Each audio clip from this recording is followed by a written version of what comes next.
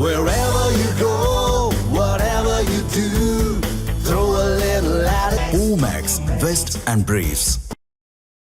தீவிரவாத இஸ்லாமிய குழு என்ற அடையாளத்தை கொண்டுள்ள தெஹ்ரிக்-இ-லபாய்க் வன்முறை வெறியாட்டங்களால் பாகிஸ்தானை பலமுறை பணைய கைதியாக வைத்திருந்த வரலாறும் உண்டு.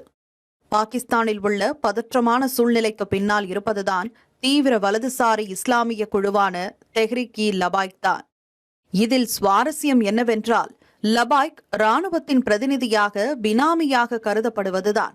பாகிஸ்தான் ராணுவம் உள்நாட்டில் நேரடியாக இறங்காமல் அவ்வப்போது கிளர்ச்சியை தூண்டிவிட்டு குளிர்காய இந்த குட்டி படையை பயன்படுத்துவதாக சொல்லப்படுகிறது. லபாய்க் அணிவகுப்பும் மிருகத்தனமான படையும் பாகிஸ்தானை மீண்டும் பணைய கைதி என்ற சக்கரத்திற்குள் தள்ளியுள்ளதாகவே பார்க்கப்படுகிறது. லஷ்கர்-இ தொய்பா போன்ற தீவிரவாத அமைப்புகளை போன்றுதான் உள்நாட்டு அரசியலை கையாள பாகிஸ்தான் ராணுவத்தால் தெஹ்ரிக்-இ-லபாய்க் உருவாக்கப்பட்டது என்றும், பாகிஸ்தான் அரசியலுக்கு கடிவாளம் போடும் வகையில் ராணுவம் லபாய்க் குழுக்களை டிஷ்யூ பேப்பராக பயன்படுத்துவதாகவும் லண்டனை தளமாக கொண்ட பாகிஸ்தான் வம்சாவளியைச் சேர்ந்த மனித உரிமை ஆர்வலர் ஆரிஃப் ஆஜாகியா தெரிவித்திருக்கிறார்.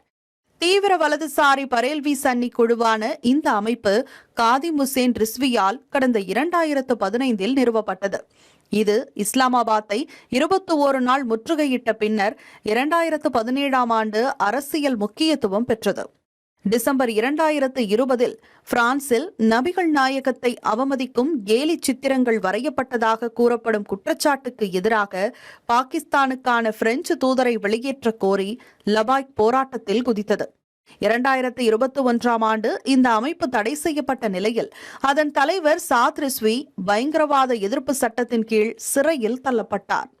அவரது மறைவுக்கு பின் மகன் சாத் ரிஸ்வித் 2020 அந்த குழுவுக்கு தலைமையேற்றார். எனினும் தடை விதிக்கப்பட்ட சில மாதங்களுக்கு பிறகு அரசாங்கம் அதை ரத்து செய்ய வேண்டிய கட்டாயம் ஏற்பட்டது. அந்த ஒப்பந்தம் இராணுவத்தால் அதன் பிரதிநிதியாக பேச்சுவார்த்தை நடத்தப்பட்டது. நவம்பர் 2021 மிகப்பெரிய போராட்டங்களுக்கு பிறகு இம்ரான்கானின் பிடிஐ தலைமையிலான அரசு இராணுவ ஆதரவுடன் லபாய்க் அமைப்புடன் ஒரு ரகசிய ஒப்பந்தத்தை மேற்கொண்டது. அட்லாண்டிக் கவுன்சிலின் கூற்றுப்படி 2017 ஆண்டு போராட்டங்கள் இராணுவம், தெஹ்ரிக்-இ-லபாய்க் அமைப்பு மற்றும் நவாஸ் ஷெரீப் தலைமையிலான அரசாங்கத்திற்கு இடையே ஒரு ஒப்பந்தத்தை ஏற்படுத்தப்பட்ட பின்னரே முடிவுக்கு வந்தன. ISI ஆதரவு ஒப்பந்தத்தில் இம்ரான்கானை பிரதமராக்க லபாய்க் உதவியது.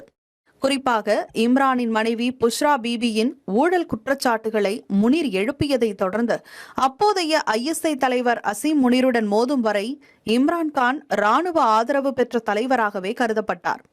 2021 ஆண்டு புதிய ISI தலைவர் நதீம் அகமதுவின் நியமனம் தொடர்பாக கானுக்கும் அப்போதைய இராணுவ தலைமை ஜெனரல் கமர் ஜாவேத் பஜ்வாவிற்கும் இடையே ஒத்துப்போனது. போராட்டங்கள் மற்றும் வன்முறைகள் இருந்த போதிலும் TLP கிளர்ச்சி குழு ஆயுதமேந்தியதில்லை. மாறாக அதன் உறுப்பினர்களும் ஆதரவாளர்களும் சமூகத்தில் கலந்துள்ளனர். பெரும்பாலும் பஞ்சாப் மற்றும் சிந்து மாகாணங்களில் வசிக்கின்றனர். இன்று பாகிஸ்தானில் நாம் காணும் குழப்பம் பல தசாப்தங்களாக மதத்தை ஆயுதமாக்குவதால் தவிர்க்க முடியாத விளைவாகிவிட்டது. பாகிஸ்தான் இப்போது அதன் சொந்த முரண்பாடுகள் முடக்கப்பட்டு வருவதுதான் உண்மை. Wherever you go, whatever you do, throw a little at it. Omax, Vest and Briefs.